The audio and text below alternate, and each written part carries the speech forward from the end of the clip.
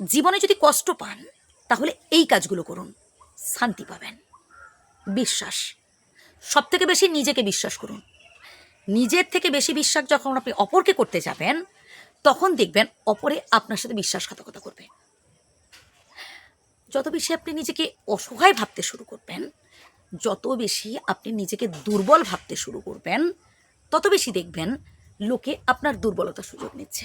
Strong রাখুন নিজেকে, নিজেকে মোটিভেট করুন, নিজেকে ইন্সপায়ার করুন। সবসময় সৎ থাকার চেষ্টা করবেন। মনের মধ্যে জমে থাকা দুঃখ, কষ্ট, বেদনার কথাগুলো বিধাতার কাছে জানাবেন, তাতে লাভ আছে। কিন্তু এই জনে জনে যে সবার কাছে বলে বেড়াচ্ছেন না, একটা সময় দেখবেন এই পৃথিবীর মানুষজনই, মানে যাদের কাছে আজ আপনি বললেন, এরাই এদের স্বার্থে আপনাকে ব্যবহার করবে, এরাই আপনাকে অধিক কষ্ট দেবে। স্ট্রং রাখুন নিজেকে। কেউ কেউ দেখবেন জীবনে অনেক দুঃখ পেয়েছে, কিন্তু দেখবেন মুখে হাসি ধরে রেখেছে, বিন্দাস আছে, নিজের মতো করে আছে। আমি বলবো ভাই এভাবে থাকুন, একদম টেনশন করবেন না। বুদ্ধিমান মানুষেরা টেনশন কম করেনি না বলতে গেলে। যখন যেটা বিধাতা দিচ্ছেন ব্যাস সেটা অ্যাকসেপ্ট করুন না। জীবনে যদি দুঃখ আসে, দুঃখটাকে হাসি মুখে গ্রহণ করুন। জীবনে যদি সমস্যা আসে, সাহসের সহিত সমস্যার মুখোমুখি হতে হবে। ওরে বাবা কি সমস্যা, আমি একা পারবো, মানে এইসব সমস্যা দেখে ভয় পেয়ে পালিয়ে গেলে আমি বলবো আপনি ভুল করবেন।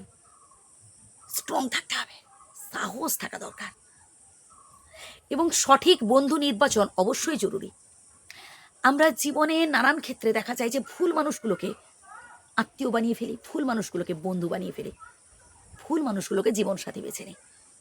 কোন মানুষটা আপনার জন্য পারফেক্ট জানেন? যে মানুষটা বিপদেও আপনার পাশে থাকবে, সুখের সময় আপনার পাশে থাকবে।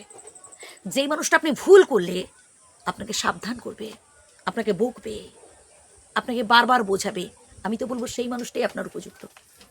আবার কিছু কিছু মানুষ দেখবেন আপনি ভুল পথে যাচ্ছেন, খারাপ কিছু করছেন, তার পরিণাম ভয়ানক হবে, জেনেও দেখেও বুঝেও চুপচাপ থাকবে, আপনাকে আর উস্কাবে। আমি বলবো এরাই হচ্ছে ভয়ানক শত্রু আপনার জীবনে। আপনি এদেরকে অধিক বিশ্বাস করে ফেলছেন, এদেরকে অধিক গুরুত্ব দিয়ে ফেলছেন। আমি বলবো ভাই এদেরকে অধিক গুরুত্ব দেবেন না।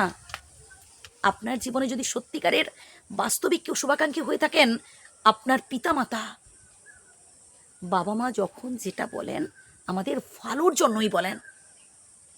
আমরা উঠতি বয়সে না বুঝতে পারি না, এমন অনেক সিদ্ধান্ত নিয়ে ফেলি যেটা পরবর্তীকালে আমাদের জন্য খুব ক্ষতিকর হয়। বাবা মায়ের কথা মেনে চলার চেষ্টা করুন। আপনার থেকে যারা বয়সে বড় তাদের সাথে কথাবার্তা বলুন।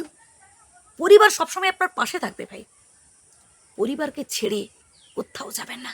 ভালো থাকবেন, সুস্থ থাকবেন। যদি ভুল বলে থাকি ক্ষমা করবেন। ধন্যবাদ।